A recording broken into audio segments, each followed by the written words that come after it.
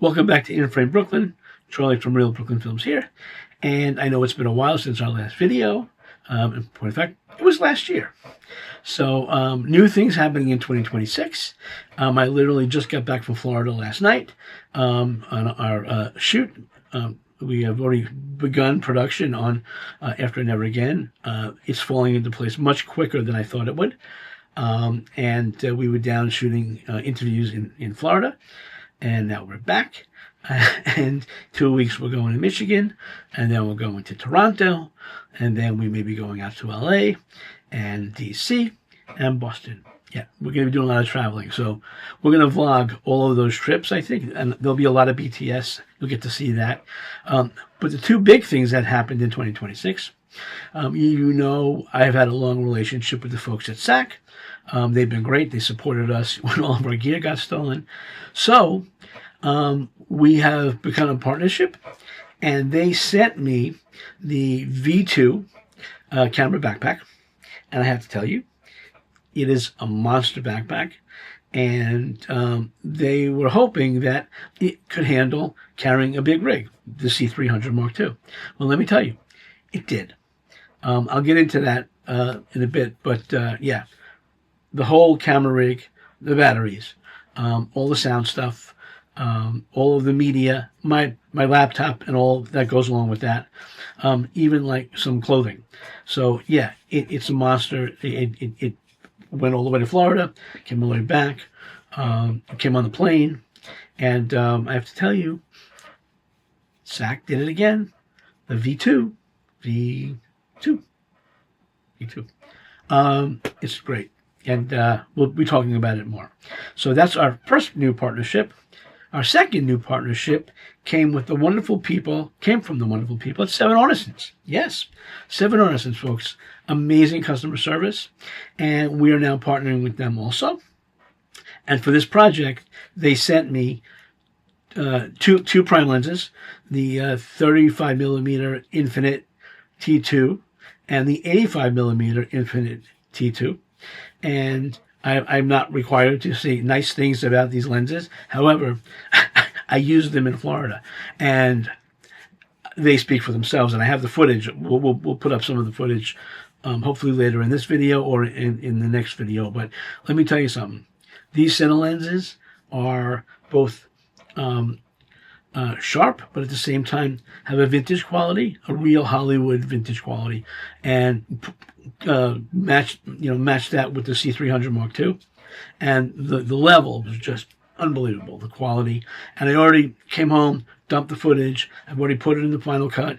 I used Caleb Pike's LUTs on the SAKK V2, and this footage is amazing. So we'll put up some of that also. So those are the two new things that happened in 2026, and we're in production. So we're going to follow a lot of that. It'll be BTS. And we'll get into more of that right after this.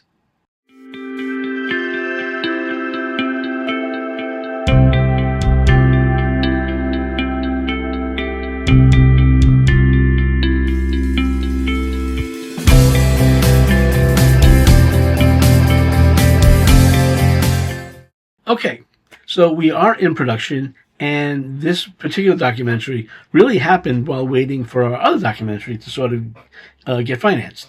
So, well, the thing I want to talk about first, before we get into everything else, is I have a Reddit, and I post, fairly regularly about documentary filmmaking and different aspects of documentary filmmaking, whether it's interviews or gear or editing or distribution, whatever it is. But the thing I talk about most is getting started and access for your film. A lot of people feel they need to wait for the best gear or whatever. And we've spoken about this a lot, and everybody speaks about this. But what I did on this film, I actually I took my own words and put it into practice. The idea came very quickly, and it went from 0 to 60 in 8 seconds. What I did is, I talked about it on my Reddit, obviously. Somebody asked me about a synopsis. they had a small project and somebody was asking them for a synopsis to get involved and really didn't understand what a synopsis was. So I answered not just, out of my head, but what I had literally just done for this new movie. And for me, a synopsis isn't just sort of a telling what's going on in the film. For me, when I begin a project, the synopsis is really what solidifies the project in my own head so I can talk about it to other people. Now, I am single gunning this one myself because there's a lot of traveling and our budget is micro, like micro. So it's just me, my camera, and my gear. So when I wrote my synopsis for this film, I wrote it in the context of this is me, this is my movie, I'm doing this myself. And when I do that, I can think about who I need to interview, what organizations I need to go after, where am I going to shoot, how am I going to get there, all that stuff, but only in the context of me. So I do a synopsis, you got it done. So I explained to this young filmmaker, take a breath and figure out, I gave him like the 4 whys of how, where, why, and when. And thanked me and is rethinking their project so that they can go start again. But for me, getting into this project happened so quickly, and I had such a clear vision of what this movie is going to be, that once I banged out the synopsis, I knew exactly who I needed to reach out to, what organizations I needed to reach out to. And, being able to just jump in quickly because I have my own gear. I'm staying on a lot of friends' couches and spare rooms so I can travel cheaply. There's a couple of production trips that I have to pay for. So like we're going to go to Michigan where I'm going to have to stay in a hotel, rent a car. If we go to LA, it's going to be a flight, a car, and a hotel just for a couple of nights. But everything else is driving. I'm driving to DC, staying on friends' couches, going to Boston, staying on friend's spare room, going to Toronto for almost a week, staying with a friend of mine up there who has a room for me. Apparently somebody just sent me something. We'll get to that later. So putting my money where my mouth is, I preach access. I preach not waiting to make a movie. Well, this film right now is the sort of case study of not waiting to make a film. I just dove in. Like I said, we just got back from Florida last night. 5 amazing interviews. And what happens is you speak to one person and they say, oh, who you should talk to? This person. I went down to Florida with 1 confirmed interview. Came back with 5. So that's how this works. But you have to get started. You can't sit in your chair, doom scrolling, how to make documentary films, YouTube videos. You pick up your camera and you go and you shoot. And I say it all the time, keep shooting. You have to keep shooting. Literally, 1 interview confirmed, came back with 5. And I'm talking about 5 killer interviews that all of them are going to end up in the final film. So that's lesson 1. Don't wait. Get the idea, write a synopsis, and if you can, start shooting immediately. Obviously, get the people and then start shooting immediately. So that's the first part of this video. It's not going to be a very long video, but so that's get your access, get your people, start shooting, and have a clear idea of what you're doing before you roll camera, and that's your synopsis. Okay. So next, we're going to talk about the new gear and how I used it down in Florida, and that's going to happen right after this. So what was really interesting about this trip, obviously, is that we had a new case and I had new lenses to try out. And I didn't get a chance to do camera tests because the lenses came literally like the day before we left for Florida. So, I had no doubt that these lenses were going to be great. But, Sydney at SAKK sent me the V2 bag. It comes actually flat. The bag is not that wide, and all of the inserts come in like a flat pack. So what I did was I actually took each piece of the camera and parts, put it in the bag, created its own little box to the right size, and then the next thing and the next thing. So everything that's in the bag, as you'll see in the pictures, has its own place to go, which is pretty incredible. But this thing also has a ton of pockets. It's got a top zip-up pocket where you can put things. I put my book in there. I actually put the mouse pad, the wrist protection for my laptop, as well as the USB hub and the hat in the top part. There's side zippers, there's front zippers, and what's great about it is actually when you lay it down, it basically opens up, and you don't have to open it all the way to get your laptop out, because the way it comes up, the laptop is right there. You can pull your laptop out. Don't have to open the whole bag. It's really well thought out. It's thought out for somebody who's actually on the road shooting. I've never seen a better constructed or a better laid out bag. The straps are like monster straps. I made it through TSA. I've got my sack on here. I got the backpack on here. And I'm going to the gate where I'm going to sit and read my book for about an hour. And then get in my Delta Comfort seat, put this thing overhead, and use my sack and go to sleep.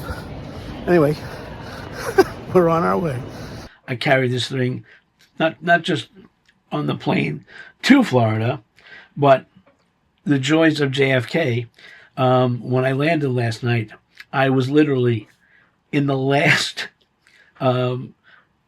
spot where planes come in, and where I had to go was literally up an escalator after going past like 15 gates, then completely through the rest of the Delta terminal, which goes from 43 to 2, then through the terminal to the other side of the terminal where baggage claim is. I carried this bag and my sack, my sack, and it was so well balanced that with all the stuff on my back, I walked. It was fine. I did not suffer any back trauma because I do have a bad back. So there's a little pad at the bottom. It's just so well made. And I know I don't have to say these good things about, well, I say good things about SAKK all the time because their stuff is really well made and very useful. But as far as camera bags go, this is the best camera bag I've owned. And yes, they gave it to me. To be honest and transparent. But I would, whatever this bag costs, and I don't know, you can go look on the SAKK website. Whatever it costs, I would buy it. In fact, at some point, I think I may buy another one for the R6 Mark II package, because that has its own rig and batteries and all that kind of stuff. And probably I'll get a second one for travel. You can't beat a well-made camera bag, a well-thought-out camera bag. Kudos to SAKK and Sydney. You really, really outdone yourself with this bag. So, and obviously the pictures and everything. So the second thing I want to talk about, 7Artisans, Nina at 7Artisans, has been the most amazing customer service person I've worked with. We got Follow Focus Gears and SAKK and 7Artisans. What they all have in common is killer customer service. And, I may get a hit for this, but in our business, customer service generally sucks.